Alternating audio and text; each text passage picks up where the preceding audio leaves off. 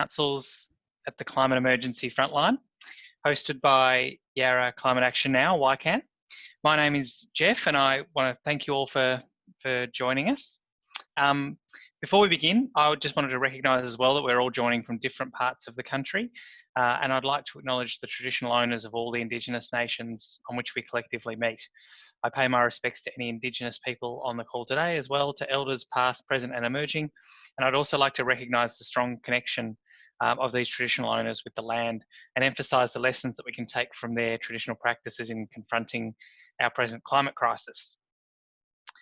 So YCAN is an independent community group based in the city of Yarra that exists to inspire urgent action in response to the climate emergency.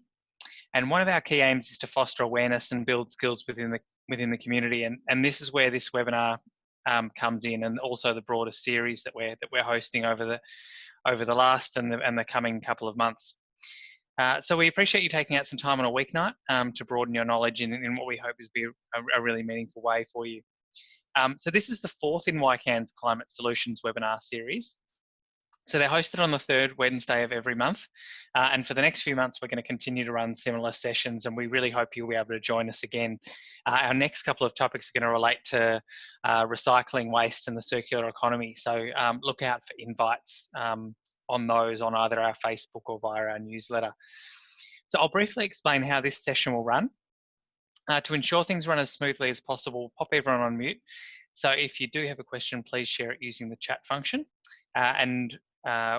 We may pause at several points during the presentation, or we may hold them to the end. Lex, we might get you to tell us if you have a preference on how we manage questions when you start. But do note as well that this session will be recorded and uploaded to our website so that we can share it as widely as possible. So with that, I'm going to hand over to Shane, who's going to introduce our guest speaker for us. Thanks, Shane. Awesome. Thanks, Jeff.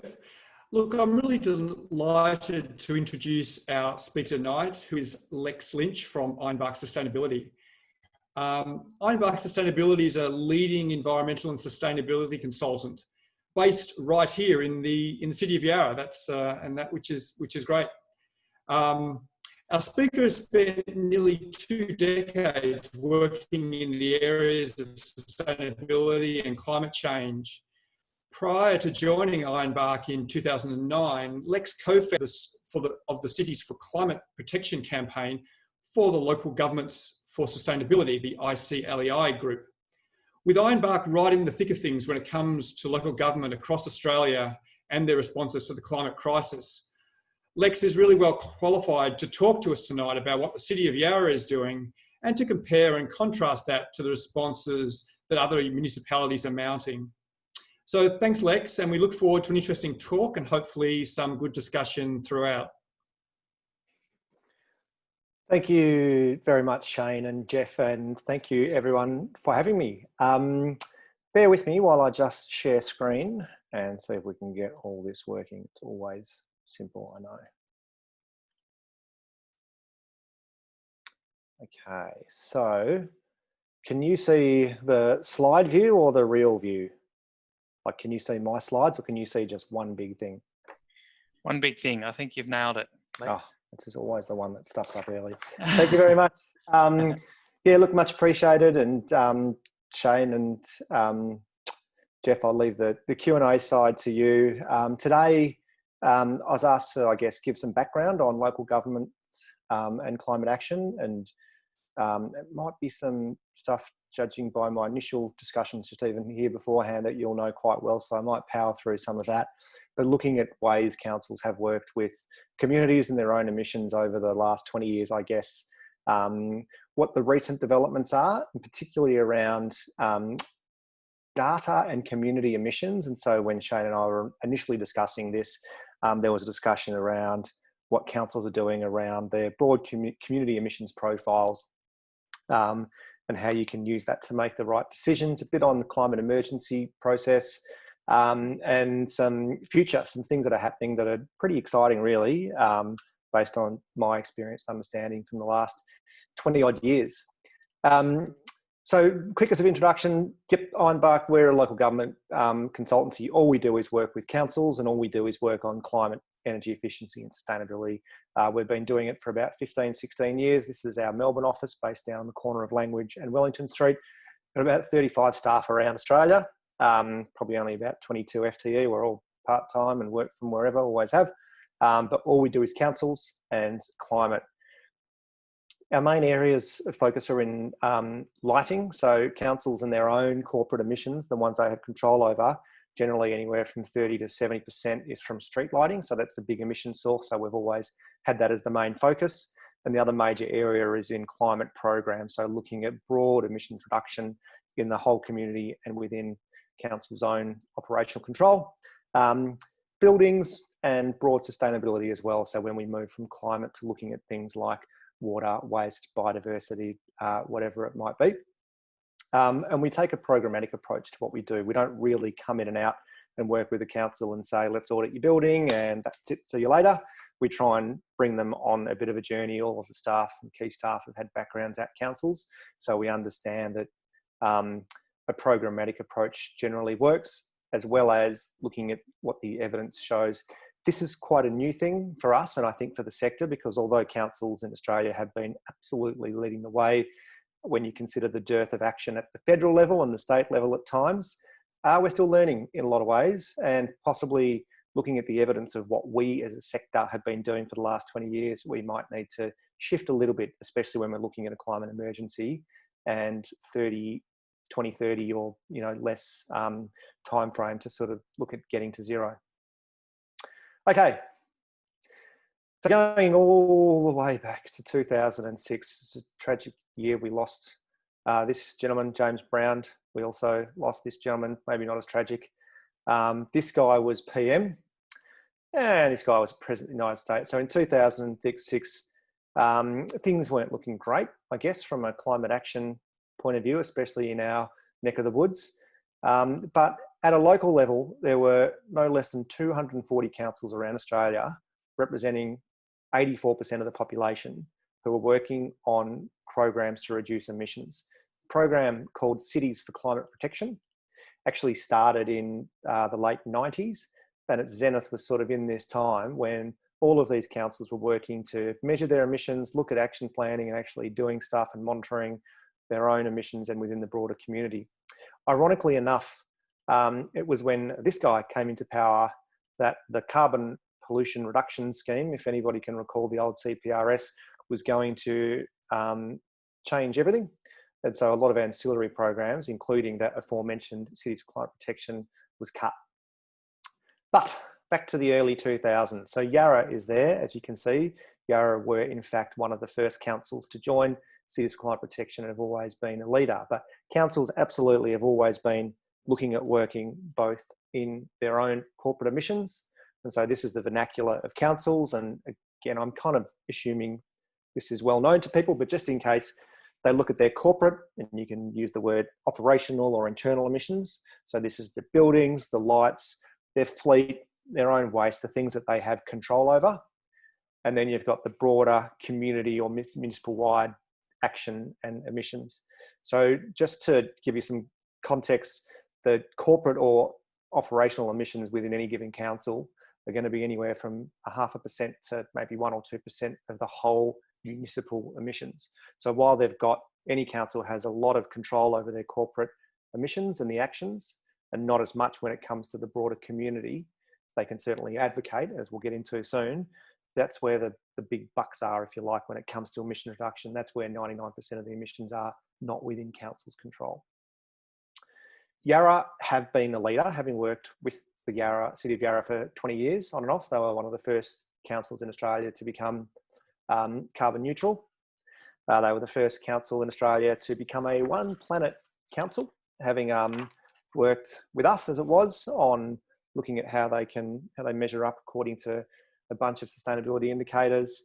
A couple of years ago, they joined the Melbourne Renewable Energy Project, or MREP. And basically what that means is today, council's emissions from electricity are all sourced from renewable sources. So they're kind of already 100% renewable. I think, as you probably again would already know, when it comes to their electricity, and they've been involved in participation and development of programs and organisations like YEFL, NAGA, the Northern Alliance for Climate Action, and others. Not to mention things like advocacy, I think, that often gets missed.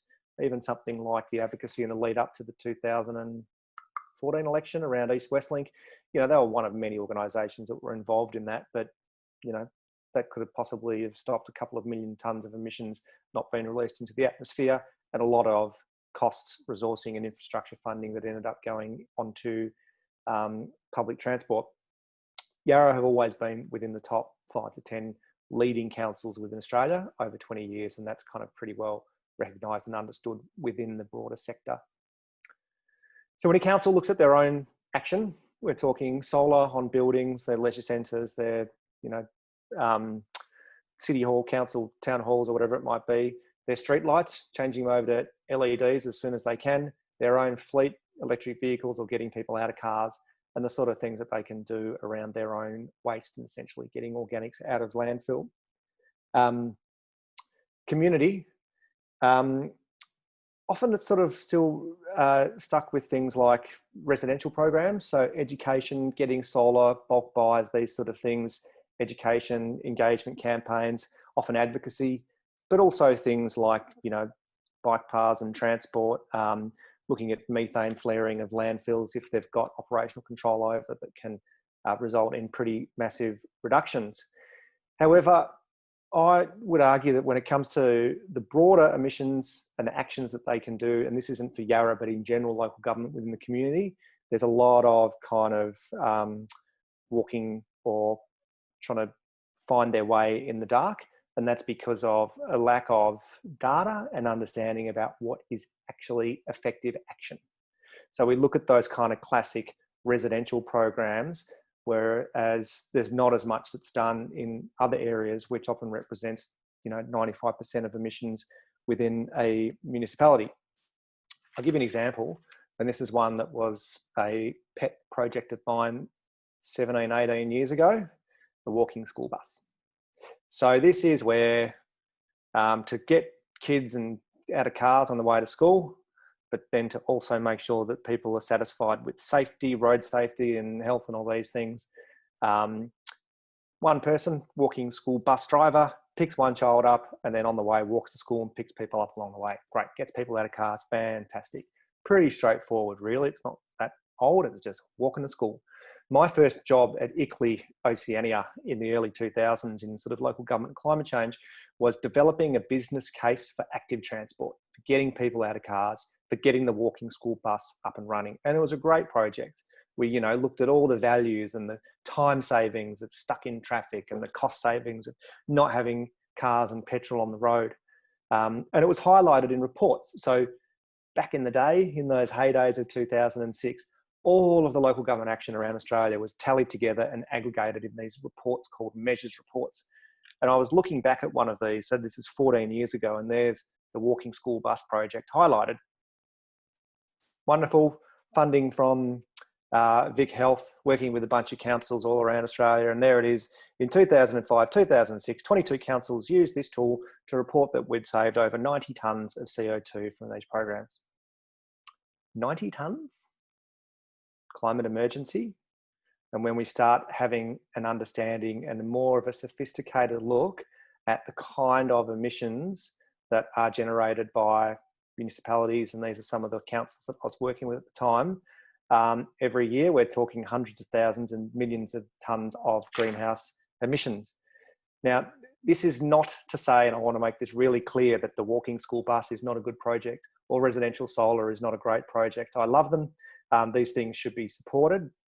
Possibly though, we need to be reframing them a little bit and looking at these as great local projects that are going to be good for livability and health and social outcomes. And a little benefit is climate benefits as well. But when we're talking 90 tonnes of emissions, possibly it needs to be a little bit reframed a bit.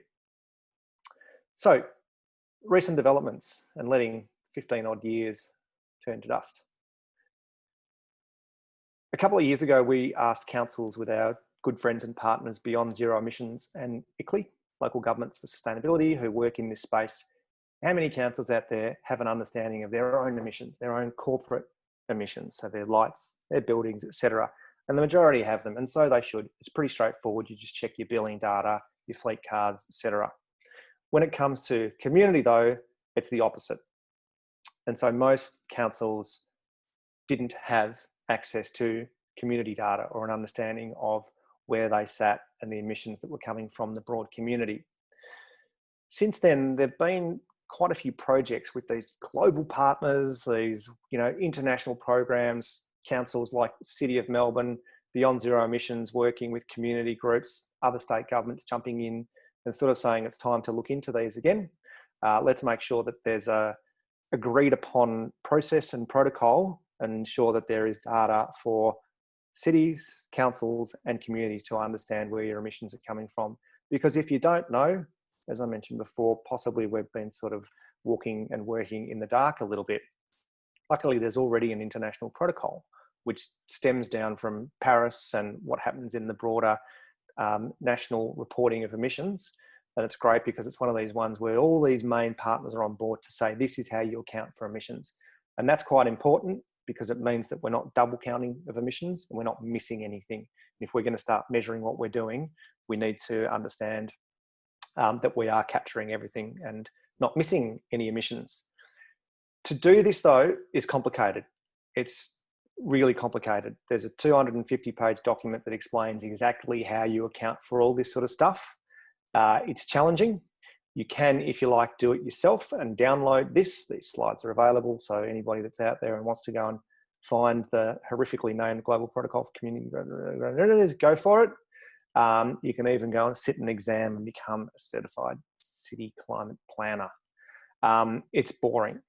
And to be honest with you, our advice to councils who work in this space, let alone community organisations, is this is not the sort of thing that you or we or anyone should be spending time on. The bigger job is to actually go and reduce the damn emissions instead of trying to still figure out where they are. Luckily, this is a colleague of mine, Matt Sullivan, who was at the City of Moreland or MEFL 10 years ago when this protocol was being developed. That's Matt there. He was part of the group that were involved in developing it to make sure there was this consistency across the world. So we were talking to Beyond Zero Emissions, and they were working with community groups who were actually getting into the guts and the weeds of these protocols and trying to understand the calculations. And our view and their view was that, yeah, if we're getting to the stage where we're still having to spend time and resources on even understanding where our emissions are, then no one is doing our job properly. So we teamed up with them, essentially picked up all of the IP and the data that we developed together and created this thing called Snapshot. I'm not sure, I can't unfortunately see everyone at the moment. I would love to know, get a show of hands as to whether anyone's actually come across Snapshot yet. Oh, there we go, I can kind of see people. Oh yeah, thanks Jeff, I can see, yeah, some. Yeah, okay, there you go, you're missing out. Snapshot is a tool that is free and it tells you the emissions from your municipality or any municipality throughout the whole of Australia. I do want to quickly just shout out to the Lord Mayor's Charitable Foundation, SV, New South Wales Department of Environment and the Northern Territory Local Government Association, a bunch of SA councils that got behind this. Partnering with Beyond Zero Emissions means that this snapshot thing is not some corporate tool or anything like that. It is available for all, and all of the IP has essentially been shared with key partners and reviewed by others who have checked it to make sure it's okay. And what it means is anyone, and you now, can jump onto that website and check the emissions profile for any of the 537 councils within Australia. We're talking community profile emissions. So this is Yarra's. 1.78 million tonnes, there you go. Waste 3%, transport 21% from gas, 55% from electricity, which is broken down as you can see there. Jump online, download the PDF if you like for free. The importance of this is it means that you can start targeting your action. Looking at where councils especially are best placed to put their time and resources, which are often quite limited, and also for community groups to ensure that the time and effort that you're putting into it, if it's just about emissions reduction, are as best placed as possible. So to give you an example, one of the things that often jumps out to a lot of councils and community groups is that residential emissions is actually only a small part of your profile, yet 70–80% of all of the work and the resourcing and the advocacy and engagement often goes into that little 8% chunk. To make matters a little bit more confusing perhaps, it's also the one area where, again, we're kind of doing okay and leading as a nation and as community groups. So Australia, not exactly setting the world on fire when it comes to broad climate action, but we do actually have the highest take up of solar PV on rooftops in the world. There are a few reasons for that. A lot of it's got to do with sort of, boom and bust feed in tariffs or state government subsidies, people essentially giving the finger to the federal government and trying to get off the grid. And also the price has gone down significantly and we got a fair amount of sun in this country. What we also see is things like this, a very high amount of commercial energy use, transport, other areas.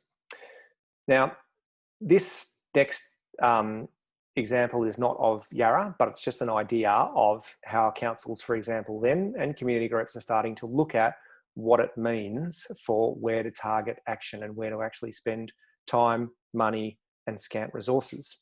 So this is for another council that we're working with. And what's happened here is, and it's quite topical given I understand, as was mentioned before, City of Yarra were looking at developing an EV strategy, but they don't have anything yet.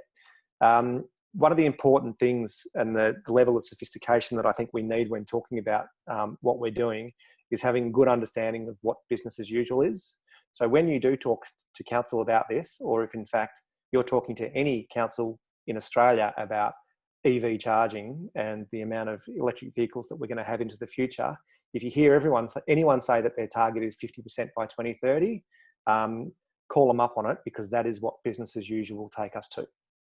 If the federal government with their nothing policy and the state governments who are still just slowly developing their policies do absolutely nothing, we will have 50% of all new vehicles electric by 2030. So the first thing to do is check what business as usual is, and then to see what council can do to try and improve that.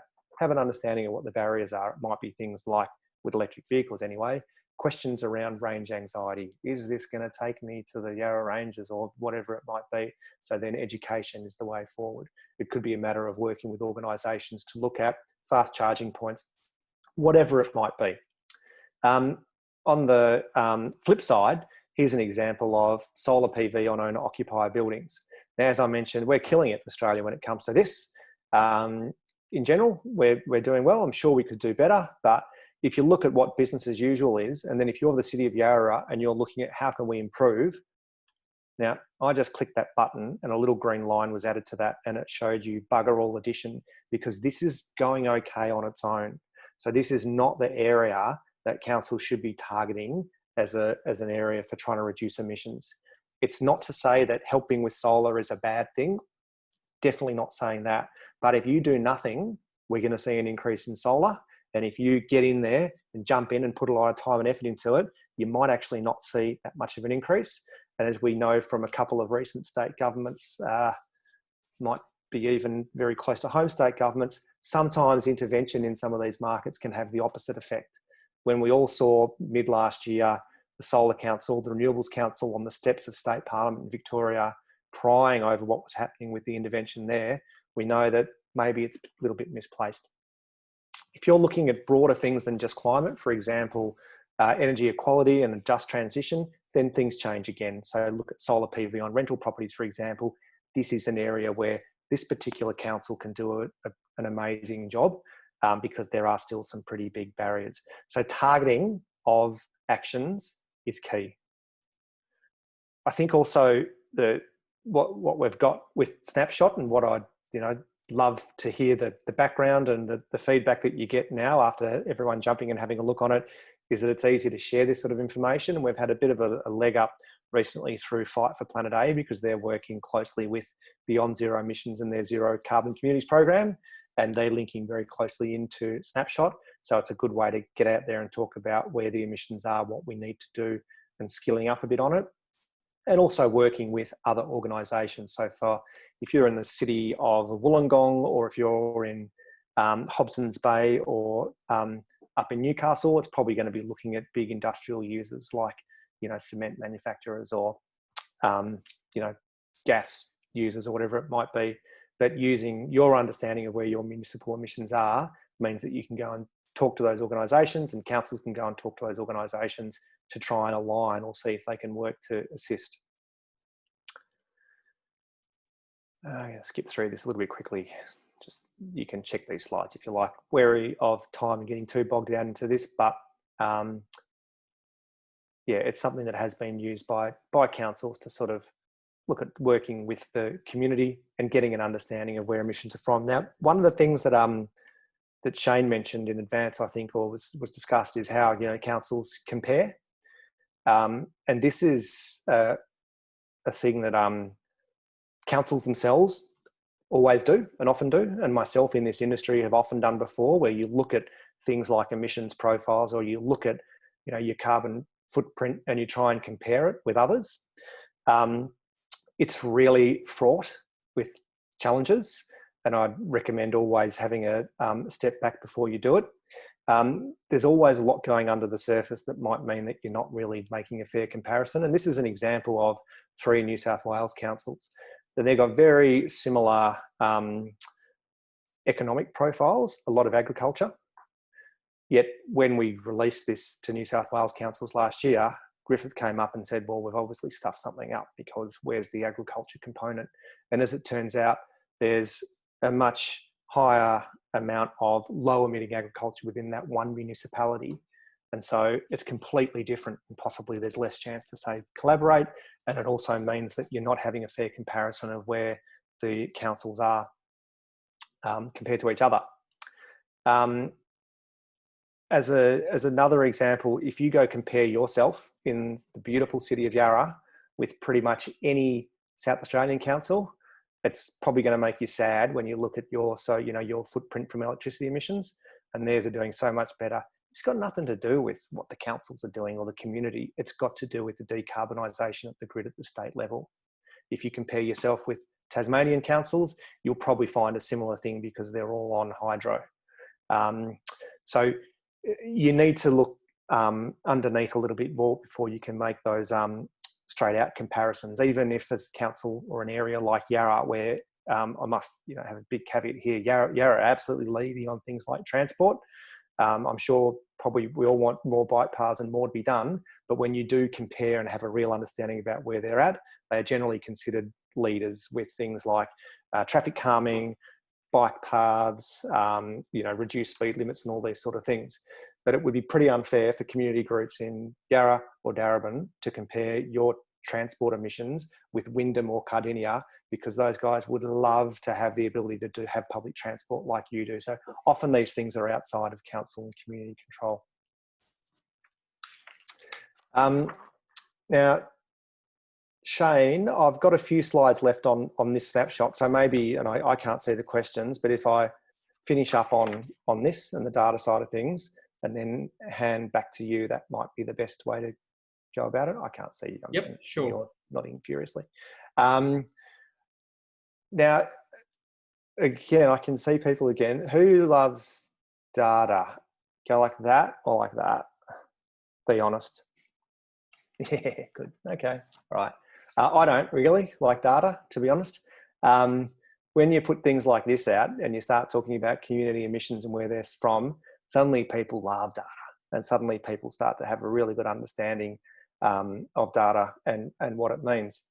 All I'm going to tell you about the work that is on Snapshot and the work that Ironbark have done with the crew at Yarra on their own emissions profiling is that everything has been checked so many times over the last 4 or 5 years by other parties. Third-party reviews by Renew, there used to be the Alternative Technology Association, state governments who have gone through everything with a fine-tooth comb. And the nature of Snapshot as well is that we have free, clear, accessible data for everyone, so you can jump online and check the methodology out yourself. What it also means is that we start to get misled at times when it comes to accuracy.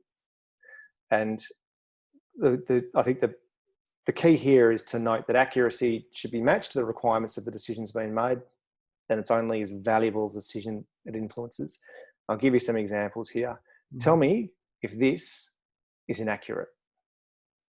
If someone comes to me and said, I've just invested $250,000 on Yarra, and I tell you what, you were wrong about transport emissions. It wasn't 20.52% as you said on that snapshot. It's actually 21.67%. My response to you will be, this would change absolutely nothing. And we need mature and sophisticated about it and understand that we're dealing with really hard data sources, and they're experts, not me, but those aforementioned organisations that have already provided their information there as well to say, this is how we got about it, and this is what we're going to do to improve it. To give you one example, transport, your homes or your businesses, if you work for or you run or whatever, you can have a very good understanding of your transport emissions. You can just check the odometer on your car. You can go and look at your fleet bills, whatever it might be. If you're the City of Yarra, or if you're Ironbark and BZE working on this and we're trying to find out the transport and the transport emissions for the City of Yarra, we've got millions of cars going in and out every year. Unfortunately, we can't track every single one of them. So we use a model approach where we get state-based data and scale it down to the municipal level. But we look at improving that over time as a group, as a collective we, and anyone that wants to be involved. So as a nice little example, there's an organisation called Google that of course probably does know when cars are coming in and out of the City of Yarra, because people leave their phones on and use it for understanding where traffic is and the closest route that you can take. So what happens when you see these things online and these snapshots is, behind the scenes, Ironbark, the BZEs of this world, have been working with Google for the last 2 years to get an agreement to say, can you stand by your motto and not do evil, and let us use this data to provide information on transport emissions. And so we start with a snapshot, and then we improve over time, and then start putting that information not just into Yarra's snapshot, but everyone in Australia. So if people come with questions around data, we ask them to just chill out a little bit. Yarra have declared a climate emergency. They're also part of Climate Emergency Australia and a lot of other programs and international organisations that are out there. One of them, ICLEI, Local Governments for Sustainability, so working with councils, cities and non-fed actors throughout the world. Cities Power Partnership, which I'm assuming people will know quite well, run by the Climate Council, great at helping promote the work that councils are doing and helping link councils with each other. Other global programs which have a certain amount of benefit when you can look at where the lessons can be learnt, but again, without comparing apples with oranges. So you never want to just go, wow, look what they're doing in Paris, or look what they're doing in New York or Venezuela, because we've got quite different systems here. So systems of government, for starters, as we all know, within Melbourne, there are 32 municipalities. Everywhere else in the world, the city of Paris is Paris. The city of New York is New York, whereas we're split up into small little municipalities. Likewise, we have different systems around the ownership of electricity grids and assets, public transport and the work. So it can be difficult, but climate and greenhouse emissions, 1 tonne of CO2 is 1 tonne of CO2. So clearly it's a global issue, and Yarra are one of the councils that works locally, but also globally, and has done for 20 years. And also working with state-based projects such as Take Two. My final slide before potentially a break, Shane, is to look at the climate emergency movement, of course, which was initially coined by the residents and the community groups within Darebin, until then Darebin took it and were the first to declare a climate emergency. And within the space of about 2 or 3 years, we've got 100 cities around Australia and, I don't know, 53,000 now around the world who have declared a climate emergency. Everyone's feeling their way a little bit around this. Yarra are one of the councils around Australia that's actually contributed to this new organisation called Climate Emergency Australia, which is run by a guy who is very well respected and one of the sort of best local government climate people going around, and used to be at Naga working with the likes of Yarra. What we've found, having recently just reviewed Yarra's Climate Emergency Action Plan and 3 or 4 others, Mornington, Darebin, Moreland, Brimbank, Sydney and Melbourne kind of have developed them, but this is how new it is. Most councils don't have them unless they're just rebadging some old climate plan. there are a few key things that stand out. One is clearly urgency. So no longer are we talking about community action, let's help with some solar bulk buys, or, let's assist with, working with businesses along Brunswick Street to try and look at programs to reduce emissions from baristas or whatever it might be. We need to move a lot faster than that immediately. Also, the role of advocacy shines through in the work that all of those councils are doing, and especially Yarra's. And I think this is great. And I think also the better part of it is that they're a lot more explicit. So councils would often say, we've got a target of getting to zero in the community by 2020, but we can't control everything.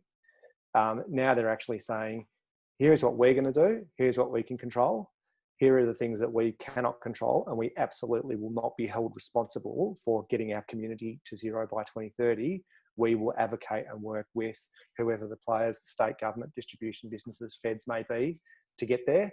And part of Climate Emergency Australia is going to be around learning about the best way to advocate and educating on how to do that. And finally, the big thing is mobilisation.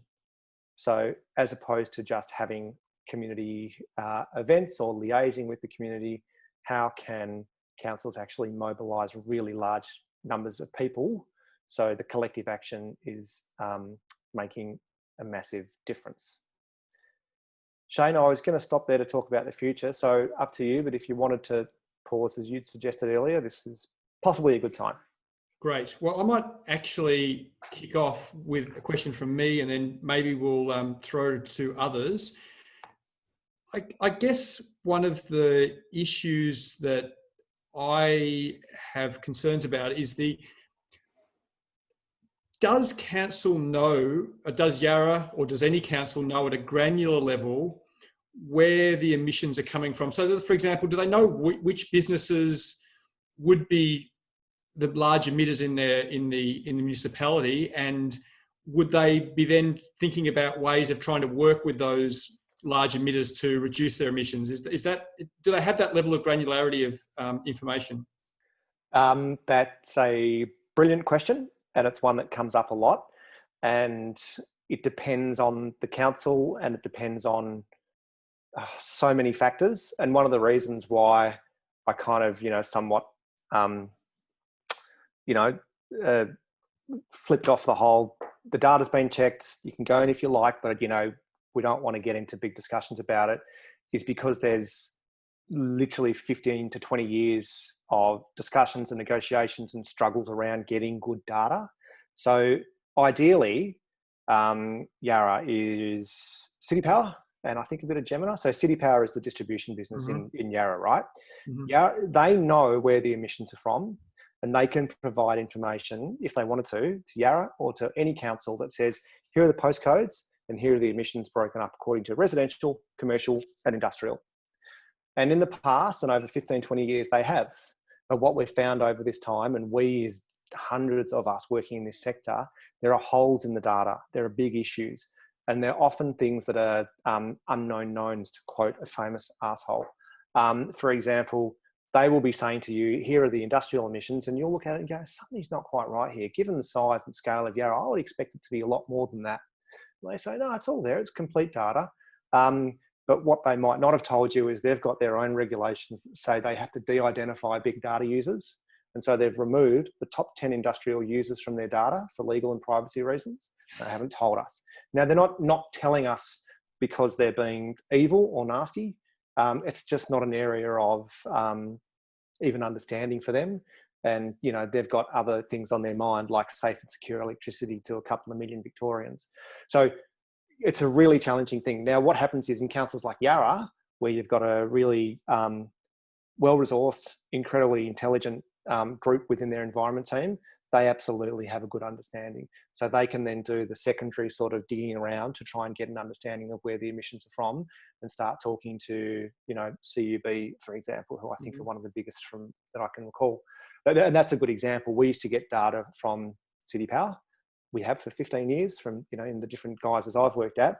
And every now and then you just go down drastically and up again and down again and up again, because that one postcode where CUB are in, they would suddenly remove the data or change it, or they'd call them an industrial facility, then a commercial facility, or whatever it might be. They're the kind of things that make it challenging. Yarra, no. other municipalities, if you're in, and I mentioned sort of Wollongong or Hobson's Bay, if you're in Hobson's Bay and you want to reduce emissions as quick as possible, you get rid of Exxon. Like that's 30% of the, or, you know, something like that, 20% of the emissions. Even better, you have an understanding of Exxon, you talk to them, you collaborate with them, and you find out and know also that their kind of head business is selling Exxon. And so Hobson's Bay's emissions are actually going to suddenly come down quite a lot in the next 10 years because their international parent companies sitting on this stranded asset. And so if that goes, then suddenly things change. Or if you're in Wollongong, you talk to BlueScope, one of the biggest emitters in the country, and you have a look at what their plans are. Now, they've got a plan to get to zero by 2030. So you can start factoring that in, look at maybe how you can assist, and then possibly, you know, start looking at other areas instead. Just on that point, so is there a sophisticated business liaison program? Does any council have a sophisticated business liaison program to talk to their large emitters? Yeah, there are, and one of my examples in the future slides coming up is an example of that, which I will provide. You will have, and I'm kind of going to not remove the capital cities from this because, you know, we've sort of got federal, state and local government within Australia, but for all intents and purposes, Melbourne, Sydney and Brisbane, they're not, you know, they're very different. We can learn a lot from them and they do innovative projects, but the makeup of the city is completely different. And so they'll have their own sort of programs. Councils have always had programs in place that involve engagement with businesses or big emitters. My potted history and understanding from 20 years is that it has never been that sophisticated. I'm sure there are examples, and I would love for people to say, no, this is what we were doing in Bendigo, or this is what we were doing in Western Sydney, where they're starting to, you know, have that discussion with industry groups. But generally, I think one of the big issues has actually been that the focus has just been on the residential sector. Right.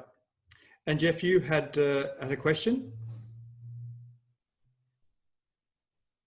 Yeah, I was just wondering, Lex, whether, given your point around sort of targeted action and looking at the Yarra's energy mix and around commercial and industrial electricity and the contribution of that, whether it was more worthwhile for council and for, I guess, local advocacy organisations as well to sort of be focusing on like commercial solar installations as an example versus you know, broader change to the energy mix in the grid.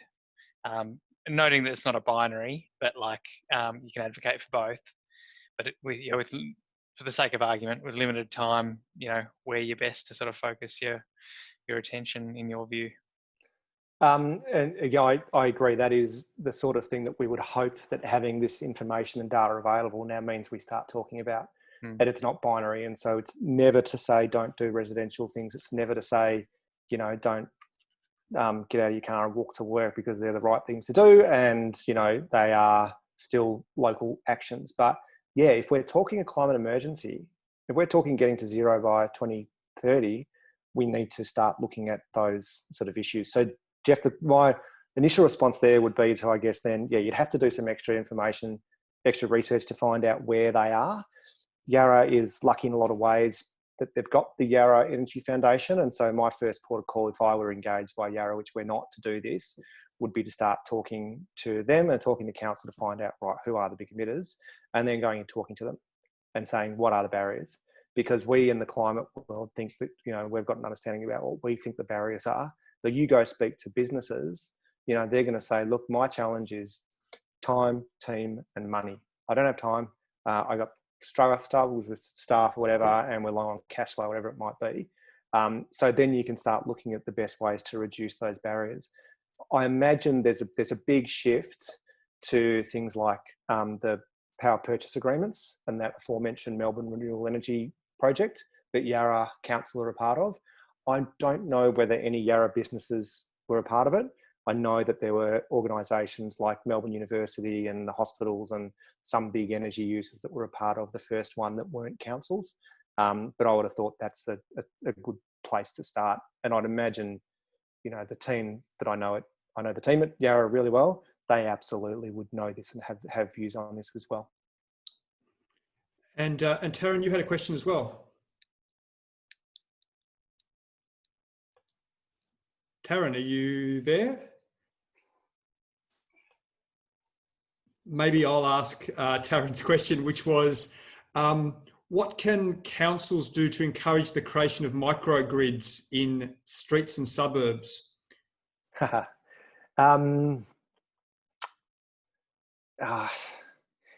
guess it depends on what you mean. Do you mean a microgrid that is completely off? Are you turning off from city power completely, or do you want to be plugged in just in case the microgrid fails? I don't know. I'm not sure. I think maybe it's still. I still to be plugged in. She's still to be plugged into the grid. Yeah. So the challenge there is, it's funny. One of my neighbours are looking into this at the moment for where I'm speaking in Parkville. There's a lot of community groups that are looking into this. I guess I'd ask you to have a think about why you want to do it. Like, is it just about having your power being zero, like zero emissions? Or is it just about control over the energy? Is it about wanting to be involved in a project? Because these things, I think, help tease out, whether or not it is something you want to do or look at or a priority. There are so many examples around Australia where different councils, different community groups have gone about it different ways. You've got your Hepburn Winds. You've got there's great examples of microgrids up in Queensland. The University of Queensland, I think, have got one that they have. So they are essentially just powering things within that kind of suburb, if you like. But when you're talking about existing built-up areas like we have here, the undeniable fact is that there's a grid that you don't own, that we don't own, that's owned by, Singapore or China, who own city power. Yep. You could tell them to get stuffed and make your own grid, but that was probably going to be cost prohibitive. Or you're going to have to work with them in some way, shape or form. And so the challenge is always probably one that's more talking to state government about ownership and access and regulation. So yeah, sorry for if I was at a council and you asked me that, I'd send you the way of a few sources, and I'm happy to afterwards follow up and send you through to them. But depending on the council area that you are, it's quite challenging. And certainly if you're in Yarra, I'd just say, why do you want a microgrid? Mm-hmm. Fair enough. I'm happy to answer that, or chat about it, because it's it's a contested space and it's interesting. Just one final point before I let you move on. What should councils be investing in infrastructure to harvest their own data to get a better understanding of what's happening in the municipality? Should they be investing in sensors that they can put in the roads, or maybe some monitoring, like maybe monitoring stations, like some for aerosols, or something of that nature? Is that something that you would be encouraging, or you don't think they need to go to that level of granularity and that they should just be relying on the models that you talked about? I would be actively discouraging that. Okay. Because, and it's not and I'll come back to the other thing about the model data, because the solution is not let's have model data and stick with that. But the reason I would be discouraging it is because there's a massive amount of expertise that you need to understand how to get data and what it means. Mm-hmm. And often it's not going to reside within a council, and neither should it. If you're a council, you've got, funding to resource, 4.5, 6, 7 staff, if you're lucky enough. Do you really want to have one person in there and their sole job is understanding data? That's why we've got Matt, that guy that I showed before. That's why there's other people within organisations and consultancies that know this stuff so well. Now, what Snapshot does is kind of destroys the business model, if you like, of a lot of organisations, including ours. So you just have to take my word for it, are an organisation that just want to see real action on climate. We want to turn a profit so we can exist, but our whole reason for being is to help councils and communities reduce emissions. We were charging councils $4 or $5 grand for an emissions profile. Yarra ring us up and they want to profile the municipality, that's $5 grand. Then Port Phillip, $5 grand. Someone in Queensland wants a bit more information on land use, and it's going to be a bit more time, $6 or $7 grand. And bit by bit, we had 50 or 60 councils doing this. Now, we never, with each council, went, okay, here's a discrete project, we'll do yours, and then we'll do yours. With all of them, we had this kind of flat rate. And what we were doing was building this one tool. we don't think it's a good idea for councils individually to look at these things. We need that tool and that information, that data to be available for all. And what's more, when you're getting the data for one council, firstly, as I say, council officers and myself, if it was to me to do it, I'd be asking the wrong questions, I'd be getting the wrong data, and I wouldn't know what I'm missing. But if we get the experts and the data guys on hand to do it, they know. And so when they speak to City Power as well, they don't go, hey, City Power, I'm working on behalf of Yarra. I really want this data for Yarra, Yarra, Yarra, Yarra. No way. Go and say, we want this data for your whole region. When you're talking to Google, which we're doing, and we now have an agreement with them, I don't get engaged by Yarra, or I don't think it makes any sense in the world for Yarra or Moreland or Brisbane to go and talk to a Google or to go and talk to a big energy company and say, I want data for my municipality. It's really inefficient. Go and get the people who know what they're talking about, get a group of them together from different, councils or organisations, those that know what they're talking about. And then it might take a few years. You go to the Googles and say, we want it in this form, and we want it for all 537 councils in Australia. And so that is the approach that we're taking. And that is why when people, if you do come back to me about data and the snapshots that are on there, I'm going to pass you straight on to the generic hello@snapshot account and say, get them to answer it, because this is just the start of the journey.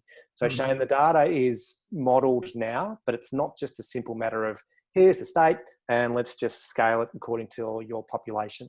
It's a lot more detailed and sophisticated than that. And also we get improvements over time. So the other thing you will realize probably if you check Snapshot is you'll see an increase or a decrease over the 3 or 4 years that are up there at the moment. That has nothing to do with the local action of the council or what's been happening within the municipality. Not to say that what you're doing isn't having an impact, but at the moment it's lost within the margin of error. And so the main reason for the increases and decreases for now is we're getting better data. So we get better industrial data. Suddenly that means some councils are going to win and some are going to lose, which is why I say don't compare. Once we get better transport data from Google, do you want us to still use the more model data that we know is not as accurate? Or do you want us to use the data that we know is accurate? And before I say that, I'll also tell you, what if it's going to increase your emissions by 15%? So we need to be more sophisticated, do it at that broader level, use it as a starting point, and then all of us, when we get better information, better data, we add it to the pile. Yep, perfect. That's good. That's great. And with that, I'll let you move on. Thank you. No worries.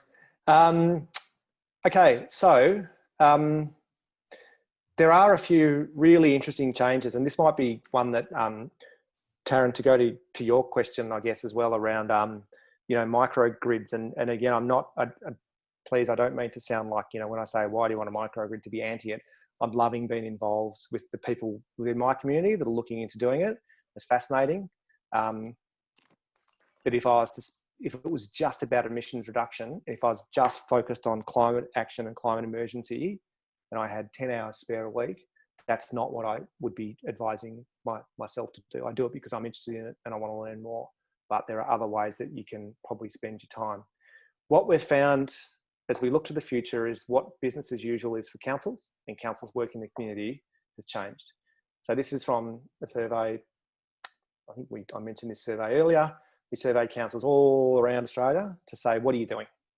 What are you doing for your own corporate emissions, which is the one on the left, and then your community emissions, which is the one on the right. And these are all types of things that you can do to help reduce emissions.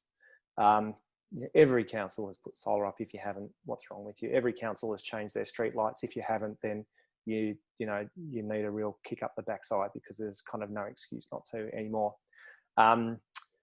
But even just in the last few years, and I was talking to people at Yarra and also other councils recently, we're doing a project with Glen Ira at the moment on their corporate action plan. So this is, again, their own operational emissions.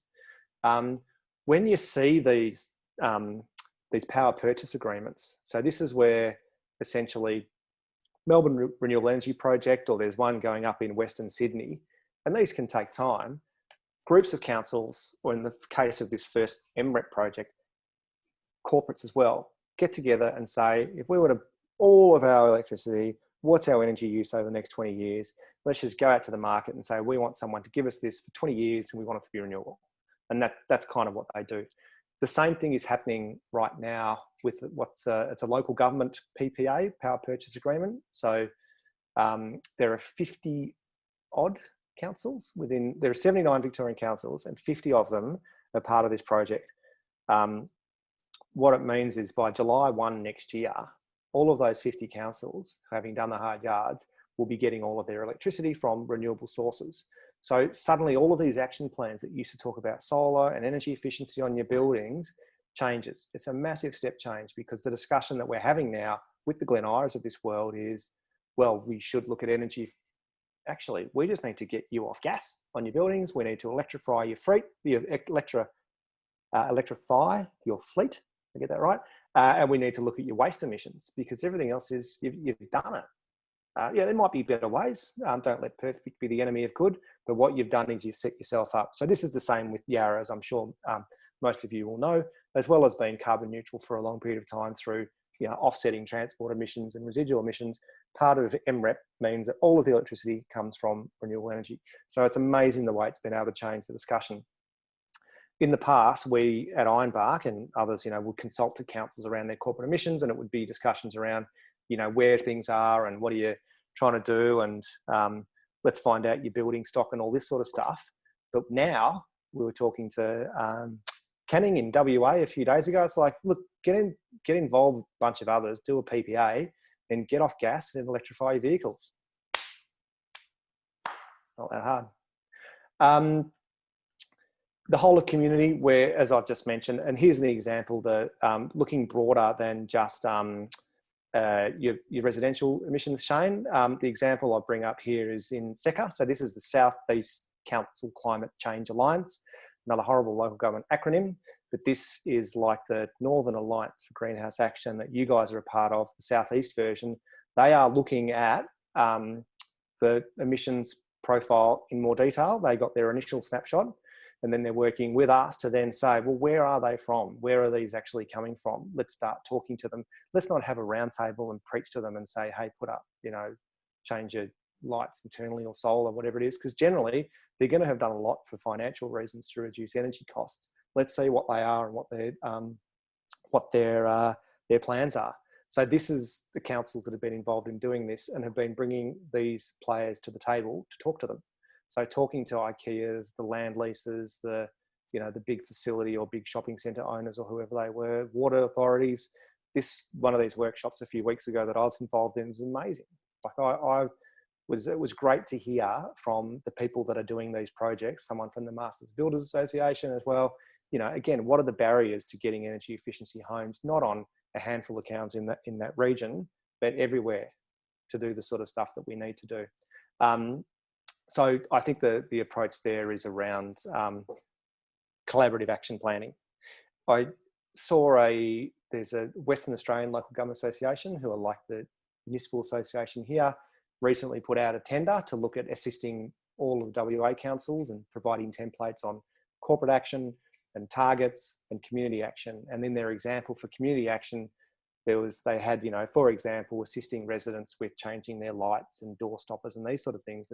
And when I see that, I think, no, that's 1998. We've got to be well above those kind of education campaigns. Sure, do them. Like, they need to be done, and they need to be done for a whole lot of reasons. But if you're talking climate emergency and getting to 2030 zero, these are the kind of things that we need to start looking at as well. So this is, there's a fair bit wrong with this quote. The first thing is he never actually said this, right? This is what he actually said, which is quite beautiful. From my time in the sort of broader climate movement, and before I was in local government, I was involved in starting a thing called the Environmental Jobs Network, helping Melbourne students get jobs in the environment. And there was often a talk about, be the change that you want to be in the world. And I think this is still, quite beautiful. There's a quote, and the original one is too, when it comes to stop you from judging others and, replacing complaining to reflection. But often it does mean that we sort of end up focusing on the, individual actions in the environment sort of movement. You don't have to read this, but I'm just going to put this there. So when these slides are set round, and when someone watches the video, they realise that when I talk about individual action and what we can do, I'm not meaning to downplay the solar programs or the walking school buses that I've been involved in and love. It's just that we need to now look at massive scale changes that are possibly outside of the hands of individuals. So we've always been told, whether it's in documents that we hear or things that we get from councils or posters on our work, that we need to, that's right, walk up those stairs instead of take the elevator. We need to put solar and batteries everywhere. Buy your damn hybrid. Why are you not car sharing and riding to work when it's freezing in Melbourne rain? Get those walking school bus things out. Stop eating meat. Can't believe you haven't insulated your home, whatever it might be. I've got the disclaimer there, and I'm not saying these aren't good things to do. These are individual actions. But at the same time, these shopping lists of these small things that we can do possibly aren't enough anymore.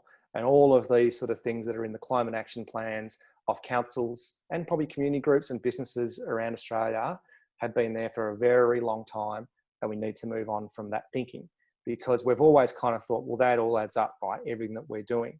And it does. These things are really important, but are you better off doing all those things, turning my light off, so the light off that I have here, or am I better off spending my time just closing damn Hazelwood? And so when we have a look at that 1.7 million tonnes, we need to absolutely think about where our precious time is best to take us.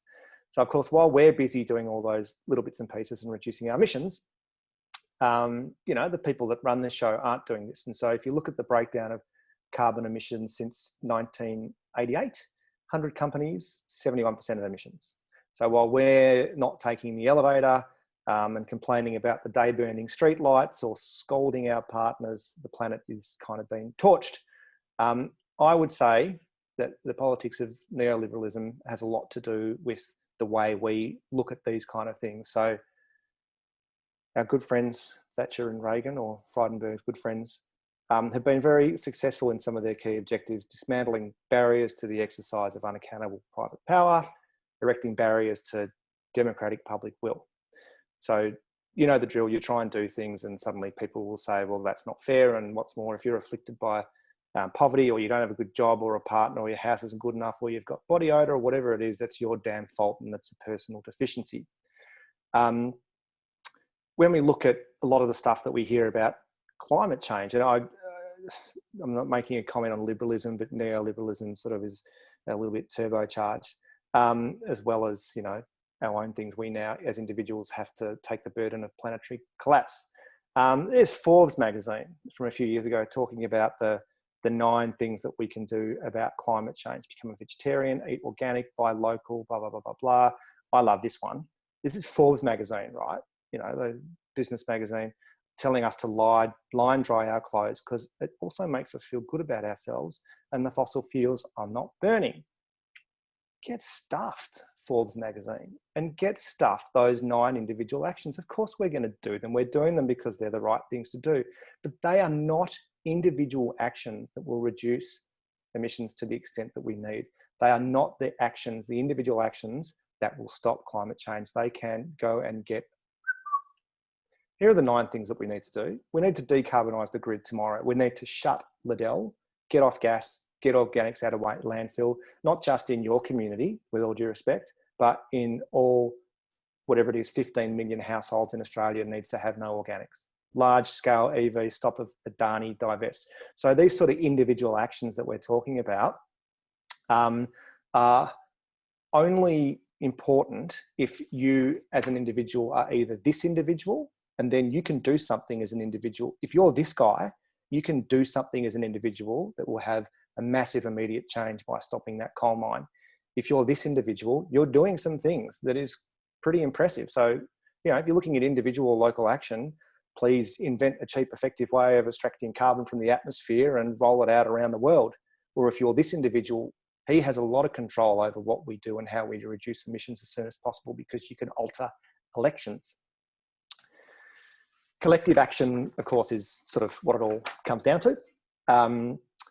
But don't take my word for it.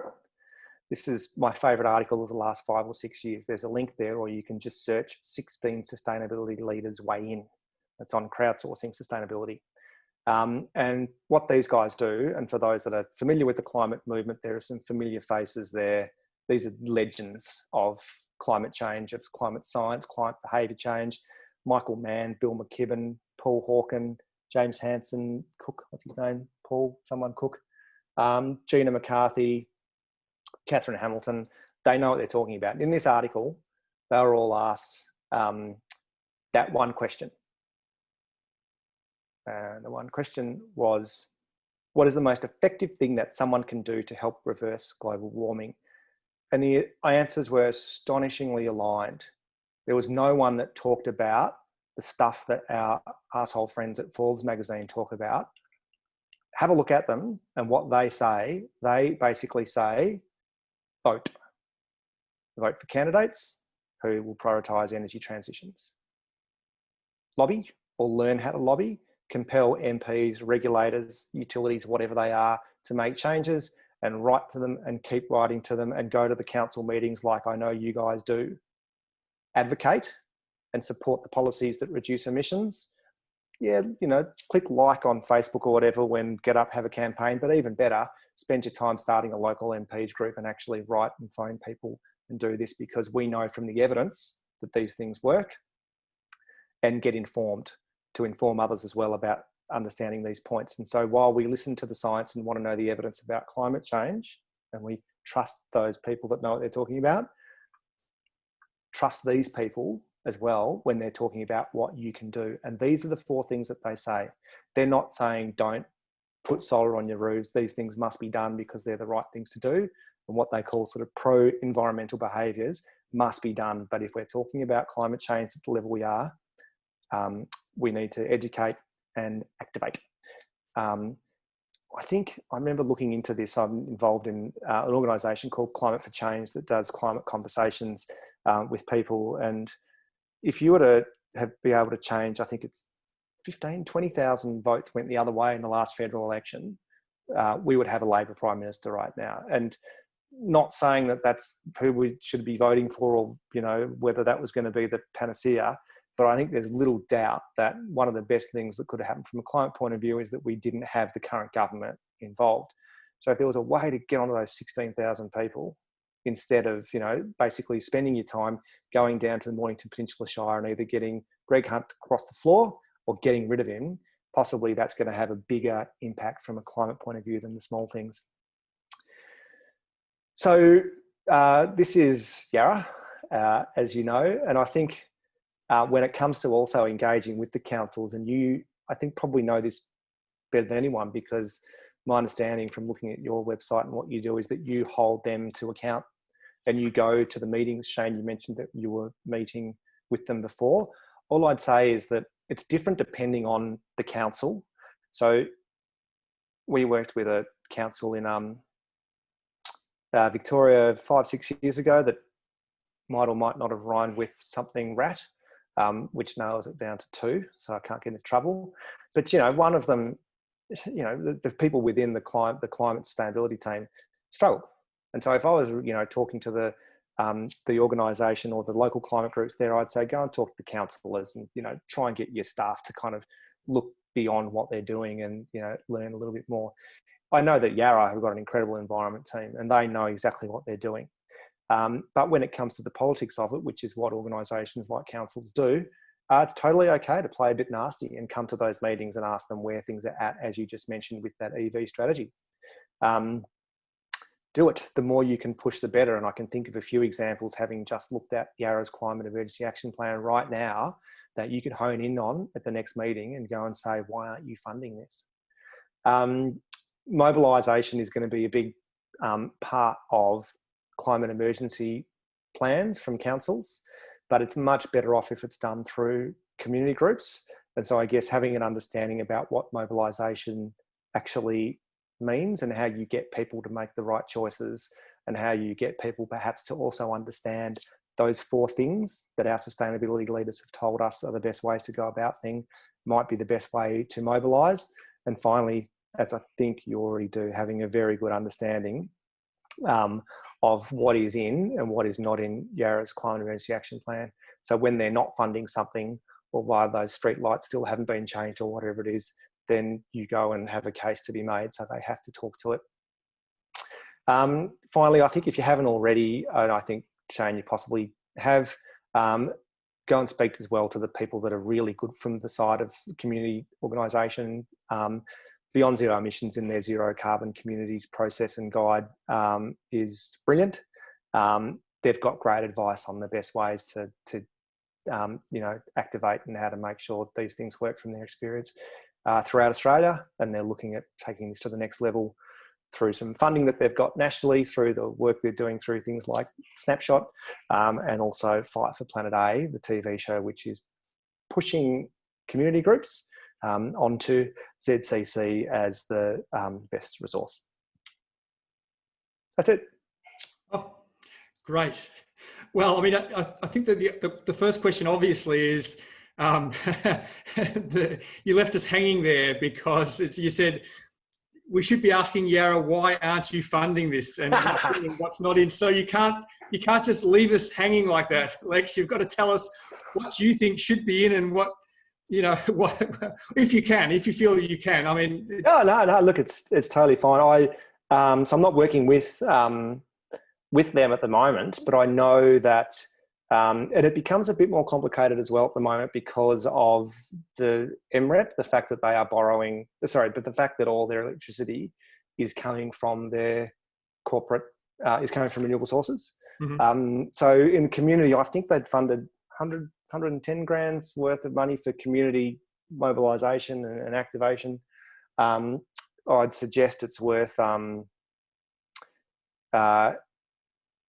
getting onto them to make sure that budget is there and that money is going through to the team. I know from my knowledge of every council in Australia and what they're doing around their corporate energy use, and I'm using the term energy use and not emissions now deliberately, with their lights. Yarra are one of the 5th or 6th councils in Australia to change all their street lights to LEDs. They haven't done that, to fluorescent lights. They haven't done that for their main road lights. And there are a lot of community benefits that they will start getting from smart cities technology if they do it. And I know this because, as I mentioned at the start, half of Ironbark, or probably about 60-70% of the Ironbark team, are in the area of street lighting and smart lighting. If they don't do this, they will be left behind because there are international pressures. One of them is the Minamata Convention on Mercury, which will mean that it will become increasingly expensive to change old mercury-containing globes. This is already starting to bite quietly behind the scenes. And so the first thing that any council should do is change their lights to LEDs. And I openly say that to any council in Australia that hasn't done it yet, and we'll just say it's not good enough. There are some areas where there are challenges with distribution businesses who own these assets changing technology. But certainly if you're in Victoria, New South Wales, South Australia, Tassie, they're the ones that you can do it tomorrow. Now, Yarra can do it tomorrow, and they could do it all. The budget would, I don't know, $3-4 million or something like that from what they've got. And I think it was I had a good look at their draft budget a couple of months ago, and now they're not doing it. And the thing that kind of I would say about that is they can kind of do it for nothing, because when you're talking about corporate energy use, there's a savings to be made. They'll pay it back within 7 or 8 years. And if they don't have the money in the budget, then go and borrow it at 0% interest and do it now. And then look at the smart side of things as well. So you can track traffic, or you can use it for safety or for urban heat, whatever it might be. You do it for, traffic monitoring, not for the aforementioned big GPC, profile stuff.